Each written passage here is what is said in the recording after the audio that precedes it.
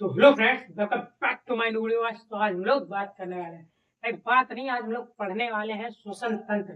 लेकिन बात तो यार डेली करते हैं, चलिए कोई बात नहीं, आगे बिना टाइम वेस्ट किए बढ़ते हैं आगे, पढ़ते हैं श्वसन तंत्र। भाई श्वसन तंत्र क्या है, पहले ये समझ लीजिए भाई। जो भी हमारी बॉडी में क्या होता है, जो भी हमारी बॉडी में श्वसन होते हैं, यानी कि जो हम सांस लेते हैं और बाहर छोड़ते हैं, उसे हमारे श्वसन तंत्र कहते हैं। आइए समझते हैं श्वसन तंत्र है क्या भाई। पहला है आपका मनुष्य में श्वसन फेफड़े द्वारा होता है। क्या है पहला, मनुष्य श्वसन होता है किसके द्वारा भाई, मनुष्य में श्वसन फेफड़े द्वारा होता है। तथा श्वसन तंत्र निम्न भागों में होते हैं भाई, ठीक है। जैसे कि पाचन क्रिया कितना, 2 3 4 5 भागों में होते हैं, ऐसे ही भाई श्वसन तंत्र भी निम्न भागों में होता है। आइए समझते हैं, पहला है आपका नाक। पहला है नाक, आइए समझते हैं नाक। नाक भाई ये वाली नाक, कुछ लोग तो यार मतलब, आइए समझते हैं नाक। हमारे चेहरे पर क्या है भाई, हमारे चेहरे पर स्थित नाक, हमारे चेहरे पर स्थित नाक बाहर की ओर 2 छिद्रों के रूप में होती है भाई। ये वाली, ये जो नाक होती है, जो लोग उंगली डाल के चाट लेते हैं, वो वाली नाक यार स्वाद टेस्ट करने के लिए, ठीक है, स्वाद अनुसार आप नाक को चाट सकते हैं, कोई दिक्कत वाली नाक नहीं है। हमारे चेहरे पर स्थित नाक बाहर की ओर 2 छिद्रों के रूप में होती है। क्या है भाई, 2 छिद्रों के रूप में होती है, जैसे कि होती है। यह दाएं और बाएं 2 भागों में बटी होती है। क्या होता है भाई, एक दाहिनी ओर होती है, एक बाहिनी ओर होती है, 2 भागों में बटी होती है। इसकी सहायता से वायु हमारे शरीर में प्रवेश करती है। क्या होता है भाई, इसकी सहायता से वायु हमारे शरीर में प्रवेश करती है। क्या प्रवेश करती है, वायु हमारे शरीर में प्रवेश करती है। तथा धूल और कीटाणु रुक जाते हैं। जो भाई नाक में बाल होते हैं, जो भाई नाक में हमारे यहाँ और आपके बाल होते हैं, उनसे क्या होता है भाई, धूल और कीटाणु बाहर ही रुक जाते हैं।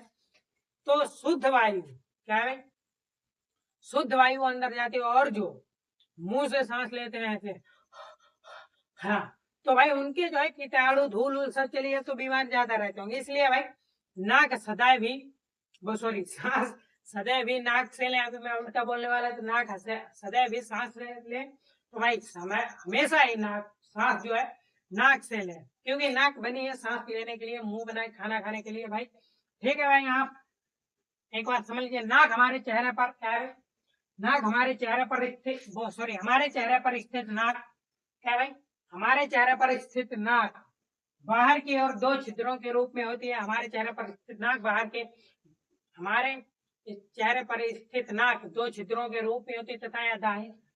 तथा दाएं और बाएं 2 भागों में बटी होती है। इसकी सहायता से वायु हमारे शरीर में प्रवेश करती है तथा धूल और कीटाणु रुक जाते हैं। भाई आपने समझा, ठीक है भाई। आगे है आप ग्रसनी, आइए समझते हैं ग्रसनी। भाई ग्रसनी, आइए समझते हैं भाई ग्रसनी क्या है। ग्रसनी, ग्रसनी यह हवा और भोजन का सामान्य मार्ग होता है भाई। ये हमारी जो ग्रसनी होती है, यह है भाई ग्रसनी होती है।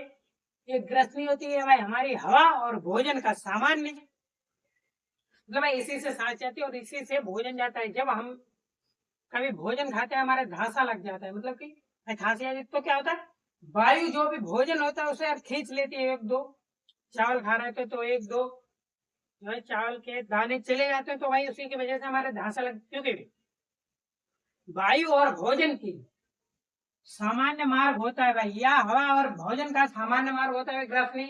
इसी से हवा जाती है और इसी से सांस जाती है और इसी से भोजन जाता है भाई। ठीक है, आपने समझा, यह हवा और भोजन का सामान्य मार्ग होता है। चौथा भाई कंठ। कंठ भाई, कंठ क्या होता है, कंठ जो है भाई हमारी ग्रसनी के अंदर एक छोटा छिद्र होता है कंठ भाई, जिससे कि ध्वनि उत्पन्न होती है। जैसे कि हम बोल रहे हैं, ध्वनि हो रही है, तो इससे भाई ये ध्वनि किसकी वजह से हो रही है भाई, ये कंठ की वजह से हो रही है। जो कि आइए समझते हैं कंठ क्या होता है भाई। कंठ ग्रसनी के भीतरी भाग में क्या है भाई, ग्रसनी के इसके भाई, ग्रसनी के भीतरी भाग में, ग्रसनी के भीतरी भाग में एक छिद्र होता है। क्या होता है भाई, एक छेद होता है, छिद्र होता है। ग्रसनी के भीतरी भाग में एक छिद्र होता है, जिससे कंठ कहता है भाई। क्या कहता है, जिसे कंठ कहते हैं। ग्रसनी के भीतरी भाग में एक छिद्र होता है, जिसे कंठ कहता है भाई। यह ध्वनि उत्पन्न करता है। ये क्या करता है, ये ध्वनि उत्पन्न करता है, मतलब कि आवाज को उत्पन्न करता है। जैसे कि मैं बोल रहा हूँ और आप भी यदि कुछ बोल रहे हैं, तो वो ध्वनि हुई, तो यहाँ भाई कौन उत्पन्न करता है, कंठ उत्पन्न करता है। और कंठ का होता है भाई, ग्रसनी में एक छोटा छिद्र होता है, जिसे हम कंठ कहते हैं। और कंठ का कार्य क्या होता है भाई, ध्वनि उत्पन्न करना है। ये समझते हैं आगे। सांस नली, ठीक है, सांस नली क्या है, सांस नली है आपकी ये सांस नली होती है भाई, यहाँ से ये भाई फेफड़ों में जाके मिल जाती है। 10 से 11 मीटर लंबी होती है और 2 से 2 सेंटीमीटर चौड़ी होती है भाई। क्या होती है भाई? व्यास नली होती है। आइए समझते हैं भाई, जो कि क्या होती है भाई, ये सीधा फेफड़ों में मिल जाती है। ठीक है भाई, आइए समझते हैं सांस नली। सांस नली भाई ये 10 से 11 सेंटीमीटर लंबी होती है। क्या है भाई? दिया 10 से 11 सेंटीमीटर लंबी तथा 2 सेंटीमीटर व्यास की नली होती है। मतलब कि गोल होती है। मतलब कि 10 से 11 सेंटीमीटर लंबी तथा 2 सेंटीमीटर व्यास की नली होती है, जो वायु को फेफड़ों तक ले जाती है। क्या है भाई? जो वायु को फेफड़ों तक ले जाती है। किसको ले जाती है? वायु को। वायु को फेफड़ों तक ले जाती है। यह नली दो छोटी नलियों में बदल जाती है। क्या होता है भाई? यह नली जो है दो छोटी नलियों में बदल जाती है, जिसे भाई जिससे कि यह फेफड़ों तक जाती है। ठीक है भाई, एक बार समझ लेते हैं फटाफट। चौथा वाला सांस नली, यह 10 से 11 सेंटीमीटर लंबी तथा 2 सेंटीमीटर व्यास की नली होती है, जो वायु को फेफड़ों तक ले जाती है। यह नली दो छोटी नलियों में बट जाती है। ठीक है भाई, आगे है आपका फेफड़े। आइए समझते हैं फेफड़े। भाई फेफड़े, आइए समझते हैं फेफड़े क्या है। फेफड़े समझ लेते हैं भाई। फेफड़े यह मुख्य श्वसन अंग होता है भाई। क्या होता है फेफड़े भाई? यह मुख्य श्वसन अंग होते हैं भाई, जो मुख्य श्वसन के मुख्य अंग होते हैं भाई, यह दो फेफड़े होते हैं। आइए समझते हैं अंग होते हैं, जिनकी संख्या 2 होती है भाई। पहली ये रही और ये रही दूसरी भाई। ठीक है भाई, इनकी 2 संख्या होती हैं। आइए समझते हैं भाई फटाफट से फेफड़े। क्या समझते हैं? फेफड़े।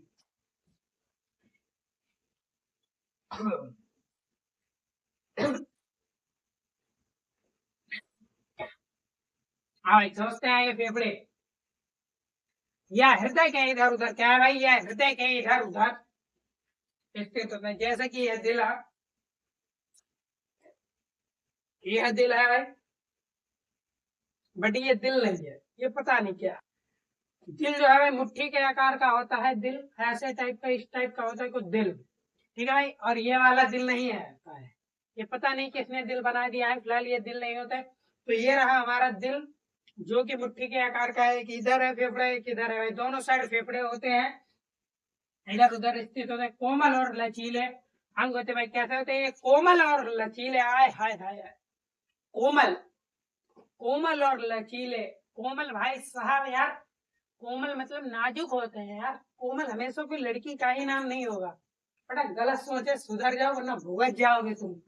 कोमल और लचीले अंग होते हैं, इनके चारों ओर पतली और उभरी झिल्ली। क्या तो भाई? इनके चारों ओर पतली और उभरी झिल्ली होती है। उभरी झिल्ली, झिल्ली टाइप की होती है, पतली और उभरी झिल्ली होती है, जिसमें एक तरल पदार्थ भरा रहता है। क्या होता है भाई? जिसमें कि एक तरल पदार्थ भरा रहता है। ठीक है भाई, पहला गुण हो गया है जिनकी संख्या 2 थी। पहली संख्या भाई ये हो गई, यह हृदय के इधर उधर स्थित स्थित होते हैं। स्थित कोमल और लचीले अंग होते हैं, इनके चारों ओर पतली और उभरी झिल्ली होती है, जिसमें एक तरल पदार्थ भरा रहता है। ठीक है भाई, आपने समझा। आगे है आपका दूसरा है भाई, मतलब दूसरी संख्या है। 2 संख्या थी पहली भाई, आपने समझ लिया। दूसरी समझते हैं भाई, फेफड़ों से ऑक्सीजन भाई। आइए समझते हैं दूसरी संख्या। फेफड़ों से ऑक्सीजन और कार्बन डाइऑक्साइड का आयन है। हाँ भाई, क्या होता है? कार्बन डाइऑक्साइड का आदान प्रदान। क्या है भाई? अरे यार, तुम पता नहीं कहाँ भटक जाते हो। ये समझो यार, फेफड़ों से ऑक्सीजन और कार्बन डाइऑक्साइड का आदान प्रदान होता है। क्या होता है भाई? फेफड़ों से ऑक्सीजन, वो सॉरी यार, फेफड़ों से ऑक्सीजन और कार्बन डाइऑक्साइड का आदान प्रदान होता है भाई। क्या होता है? फेफड़ों से ऑक्सीजन और कार्बन डाइऑक्साइड का आदान और प्रदान होता है भाई, जिससे श्वसन क्रिया के द्वारा हमारे शरीर की, हाँ, आदान प्रदान होता है। श्वसन क्रिया के द्वारा हमारे शरीर को ऊर्जा मिलती है। कहता है श्वसन क्रिया के द्वारा हमारे शरीर को ऊर्जा मिलती है। अगर सांस ना लो यार, भूगत जाओगे, निपट जाओगे। ठीक है भाई, इससे कि अगर हम सांस ना ले तो हम कमजोर लगने लगेंगे, मतलब कुछ कर ही नहीं पाएंगे यार।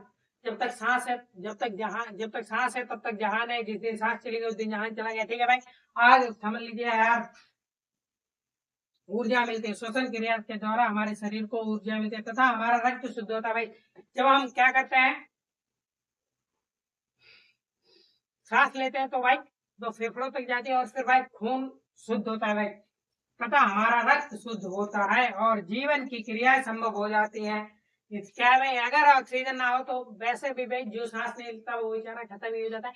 बट यदि अगर हम भी सांस ना लें तो हमारा भी जीवन संभव नहीं है, क्योंकि भाई देखो सांस से ही कितनी क्रियाएं होती है। फेफड़ों से ऑक्सीजन कार्बन डाइऑक्साइड का आदान प्रदान होता है, श्वसन क्रिया के द्वारा हमारे शरीर को ऊर्जा मिलती है। जब श्वसन करते हैं तभी हमारे शरीर को ऊर्जा मिलती है तथा हमारा रक्त भी इसी से शुद्ध होता है तथा और हमारे जीवन की क्रिया संभव होती है। ठीक है भाई, आगे आपके दो क्वेश्चन है वो भी लिख लेते हैं, समझ लेते हैं वो भी फटाफट। हाँ भाई, हमारी लार में क्या होता है भाई, ये रहे फल, मतलब कि ये रहा भाई क्वेश्चन, दो क्वेश्चन है। आइए समझ लेते हैं पहला वाला। ये है भाई, हमारी लार में ए माई आय हाय हाय माई माई यानी कि माई माई माई माई, हमारी लार में ए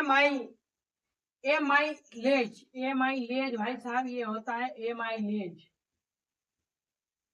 माइलेज एंजाइम पाया जाता है। कौन सा एंजाइम पाया जाता है, ए माइलेज एंजाइम पाया जाता है जो स्टार्च को स्टार्च यानी कि लार को भाई ग्लूकोज में बदलता है, ग्लूकोज और माल्टोज में तोड़ देता है। क्या करता है, लार को ग्लूकोज और माल्टोज में तोड़ देता है।